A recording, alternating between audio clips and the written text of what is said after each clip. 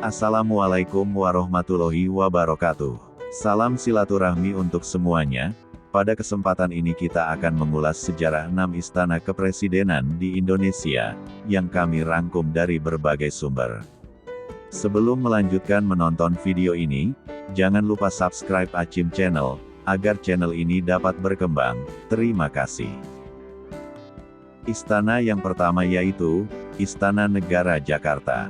Sejarah singkatnya, Istana Negara pada awalnya merupakan kediaman pribadi seorang warga negara Belanda yang bernama J.A. van Braam. Ia mulai membangun kediamannya pada tahun 1796, pada masa pemerintahan Gubernur Jenderal Pieter Gerardus van Overstraten. Sampai dengan tahun 1804 pada masa pemerintahan Gubernur Jenderal Johannes Siebert. Tetapi pada tahun 1816 bangunan ini diambil alih oleh pemerintah Hindia Belanda. Kemudian digunakan sebagai pusat kegiatan pemerintahan serta kediaman para gubernur jenderal Belanda.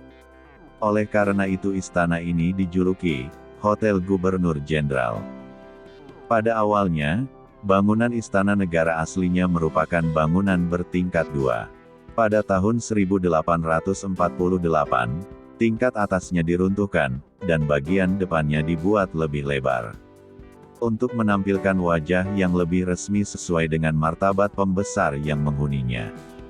Di kiri kanan gedung utama dibangun tempat penginapan untuk para kusir dan ajudan gubernur jenderal. Di samping untuk penginapan gubernur jenderal, gedung bekas rumah Van Braam juga menampung fungsi sekretariat umum pemerintahan. Kantor-kantor sekretariat itu terletak di bagian bangunan yang menghadap ke gang, yang kemudian diberi nama sebagai Gang Sekretari. Dalam perjalanan waktu, gedung itu kemudian tidak mampu menampung semua kegiatan yang semakin meningkat. Setelah proklamasi kemerdekaan, Istana Negara menjadi saksi sejarah. Atas penandatanganan naskah persetujuan Linggajati pada Selasa, tanggal 25 Maret tahun 1947. Setahun kemudian, pada tanggal 13 Maret tahun 1948, Istana Negara kembali menjadi tuan rumah untuk pertemuan empat mata, antara Wakil Presiden Muhammad Hatta dan Letnan Gubernur Jenderal Dr. Hubertus J. van Mook. Fungsi Istana. Istana Negara juga berfungsi sebagai pusat kegiatan pemerintahan negara. Istana menjadi tempat penyelenggaraan acara-acara yang bersifat kenegaraan. Seperti pelantikan pejabat-pejabat tinggi negara, pembukaan musyawarah dan rapat kerja nasional, pembukaan kongres bersifat nasional dan internasional, dan tempat jamuan kenegaraan. Istana ini fungsinya lebih difokuskan kepada kegiatan resmi kepresidenan, yaitu sebagai kantor Presiden Republik Indonesia. 2. Istana Merdeka Jakarta. Sejarah Istana Merdeka Jakarta. Istana Merdeka terletak di Jalan Merdeka Utara dan menghadap ke Taman Monumen Nasional. Kompleks Istana Merdeka dan Istana Negara luasnya mencapai 6,8 hektar dan berada di jantung ibu kota negara. Sejarah singkatnya, dengan meningkatnya kegiatan pemerintah Hindia Belanda pada waktu itu, bangunan yang kini bernama Istana Negara itu dianggap kurang memenuhi syarat keperluan, sehingga dianggap perlu mendirikan bangunan lagi. Melalui arsitek Drosares, pada tahun 1873, yakni pada masa pemerintahan Gubernur Jenderal Louden, didirikan bangunan lain yang baru rampung kemudian pada tahun 1879. Di masa pemerintahan Gubernur Jenderal Johan Willem van Lensbarge, bangunan tersebut waktu itu dikenal dengan nama Istana Gambir. Pada masa awal pemerintahan Republik Indonesia, istana ini menjadi saksi penandatanganan naskah pengakuan, yaitu kedaulatan Republik Indonesia Serikat oleh pemerintah Belanda pada tanggal 27 Desember tahun 1949. Republik Indonesia Serikat diwakili oleh Sri Sultan Hamengkubuwono ke-9. Sedangkan kerajaan Belanda diwakili oleh A.H.J. Loving, wakil tinggi mahkota di Indonesia. Penandatangan naskah kedaulatan Republik Indonesia Serikat dilakukan pada waktu bersamaan. Baik di Belanda, di Amsterdam, pada pukul 10 waktu setempat, maupun di Indonesia, di Jakarta dan Yogyakarta, pada pukul 16. Sementara itu, pada hari dan tanggal tersebut, di berbagai tempat dan penjuru tanah air, ratusan ribu warga bangsa Indonesia berkumpul mengelilingi pesawat radio masing-masing. Rakyat menanti siaran dari Jakarta yang membawa berita luar biasa itu. Serta-merta terdengar berita upacara penandatanganan dan penyerahan naskah tentang pengakuan atas kedaulatan Republik Indonesia Serikat itu. Serta-merta pula bendera Sang Merah Putih berkibar menggantikan bendera Belanda. Lagu Indonesia Raya berkumandang, dan rakyat pun berkata, "Merdeka, merdeka, merdeka." Itulah sebabnya, istana itu bernama Istana Merdeka. Salah satu keputusan yang dikeluarkan pada saat itu oleh Presiden Soekarno adalah mengubah nama Istana Gambir menjadi Istana Merdeka, dan Istana Respect menjadi Istana Negara. Keesokan harinya, tanggal 28 Desember tahun 1949, Presiden Soekarno beserta keluarga tiba di Jakarta dari Yogyakarta, mendiami Istana Merdeka untuk pertama kalinya. Sejak itu pula, peringatan Hari Proklamasi Kemerdekaan Republik Indonesia, tanggal 17 Agustus di Istana Merdeka pertama kali diadakan pada 1950. Istana Merdeka ini tidak sama dengan Istana Negara. Apa bedanya Istana Merdeka dengan Istana Negara? Jika Istana Merdeka berfungsi sebagai tempat tinggal Presiden Republik Indonesia, sedangkan Istana Negara memiliki kegunaan lain. Istana Negara lebih berfokus sebagai tempat kegiatan resmi kepresidenan. 3. Istana Bogor. Sejarah singkatnya, Istana Kepresidenan Bogor bermula dari pencarian orang-orang Belanda yang bekerja di Batavia. Mereka mencari tempat untuk peristirahatan. Mereka beranggapan bahwa kota Batavia terlalu panas, dan terlalu ramai, sehingga mereka perlu mencari tempat yang berhawa sejuk, di luar kota Batavia. Selain orang-orang Belanda tersebut, Gubernur Jenderal Belanda, G.W. Baron van Imhoff, juga melakukan pencarian seperti itu. Dan ia berhasil menemukan sebuah tempat yang baik dan strategis. Tempat itu di sebuah kampung, yang bernama Kampung Baru, pada tanggal 10 Agustus tahun 1744. Setahun kemudian, pada tahun 1745, Gubernur Jenderal van Imhoff, ia memerintahkan pembangunan atas tempat pilihannya itu. Kemudian tempat itu diberi nama Buitenzorg, artinya, bebas masalah atau kesulitan.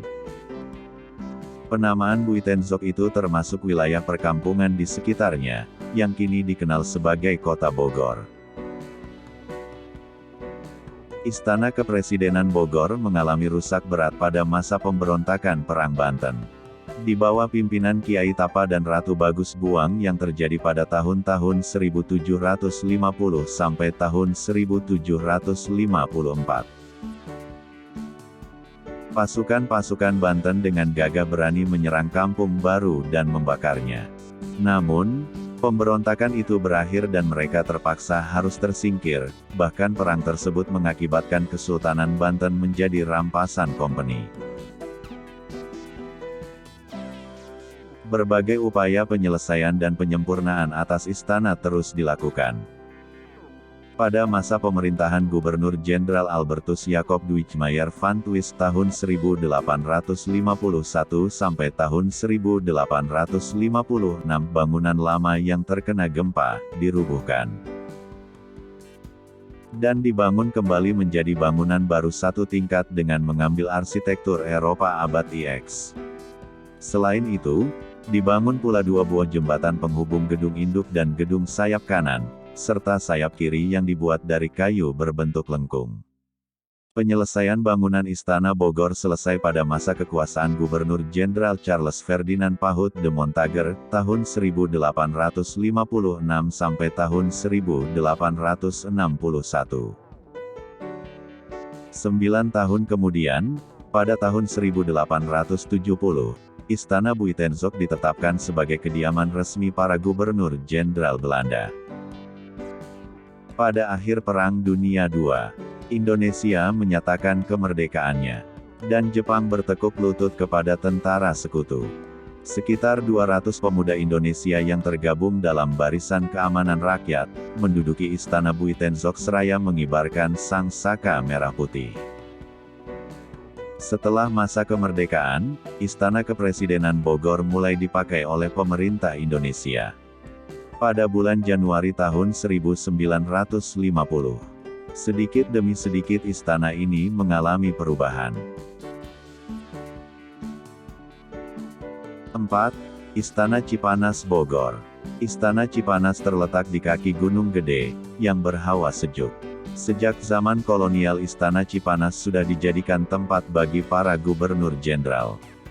Pemandian air panas, sumber air mineral, serta udara pegunungan yang bersih, makin menyempurnakan kompleks itu sebagai tempat persinggahan, yang digemari para pejabat tinggi.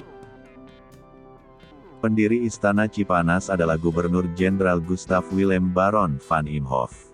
Ia juga penggagas pembangunan Buitenzorg. Pada Agustus tahun 1742 dengan pengawalan pasukan Grenadiers VOC, sang Gubernur Jenderal melakukan ekspedisi ke arah Priangan. Pada tanggal 23 Agustus tahun 1742 ekspedisi mencapai Kampung Baru, yang kemudian oleh Van Imhoff dibangun Buitenzorg atau sekarang disebut dengan Istana Bogor. 2 hari kemudian rombongan Van Imhoff tiba di Cisarua, dan terus mendaki ke arah puncak hingga mencapai sebuah sumber air panas yang menyembur di bawah sebatang pohon karet munding. Van Imhoff langsung jatuh cinta dengan tempat ini dan berniat membangun sebuah rumah tetirah. Seorang juru ukur segera dikirim untuk membuat peta dan mematok kapling untuk bangunan yang dicita-citakannya. Van Imhoff sendiri lalu membuat sketsa bangunan Istana Cipanas yang diilhami rumah musim panas Eropa, tetapi dengan memadukan arsitektur tropis. Pada 1742 pembangunan Istana Cipanas dimulai dengan mendatangkan para tukang kayu dari Tegal dan Banyumas yang dikenal rajin dan rapi garapannya. Hampir seluruh konstruksi bangunan terbuat dari kayu jati. Besi cor juga dipakai sebagai penguat dan ragam hias bangunan. Istana Cipanas selesai dibangun pada tahun 1746. Pada 1954, Bung Karno memerintahkan 2 orang arsitek, R.M. Sudarsono dan F. Silaban, keduanya membuat desain sebuah studio terpencil, di salah satu puncak bukit dalam lingkungan Istana Cipanas. Bangunan sederhana itu dibikin dari bahan dasar batu kali yang ditonjolkan sebagai ragam hias. Gedung itu hingga sekarang disebut Gedung Bentol, karena bentol-bentol batu kali yang diekspos, baik pada dinding maupun pada lantai luar bangunan B. Di Istana Cipanas, Presiden Soekarno pada tanggal 13 Desember tahun 1965 mengadakan sidang kabinet dan mengeluarkan kebijakan, sanering, yang mengubah nilai uang dari Rp1.000 menjadi Rp1. Pada 1983, di era Presiden Soeharto dibangun paviliun kembar yang diberi nama Nakula dan Sadewa. Presiden Soeharto juga mendatangkan kursi-kursi ukiran Jepara di berbagai ruang Istana Cipanas, digabungkan dengan perabotan tinggalan lama. Perubahan yang dibawa Presiden Soeharto ke Istana Cipanas, berpadu dengan koleksi lukisan dan patung-patung Bung Karno yang menjadi hiasan utama interior dan eksterior Istana Cipanas. Istana Cipanas memang berfungsi persis seperti di zaman Hindia Belanda, sebagai tempat istirahat para pejabat tinggi negara. Jarang dijadikan ajang pertemuan formal. Salah satu pertemuan resmi yang pernah dihelat di Istana Cipanas adalah perundingan damai bagi faksi-faksi Filipina yang bertikai. Pada 14–17 April tahun 1993,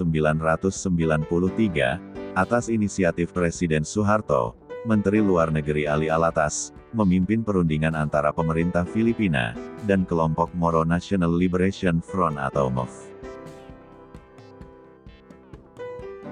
5. Istana Kepresidenan Yogyakarta. Sejarah singkatnya. Istana Kepresidenan Yogyakarta bermula dari rumah kediaman resmi seorang residen ke-18 di Yogyakarta, tahun 1823 sampai tahun 1825. Ia seorang Belanda bernama Anthony Hendricks Smissaert. Ia yang sekaligus merupakan penggagas pembangunan Gedung Agung IN.